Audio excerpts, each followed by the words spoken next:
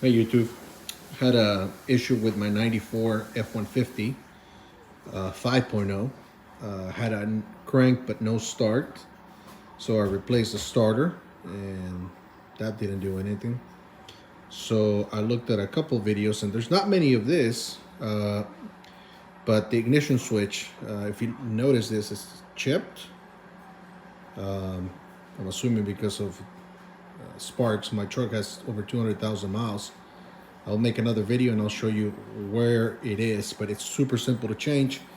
Got this one for 20 bucks, but if you're having a no crank, no start, and your fuel is okay, then this may be your issue.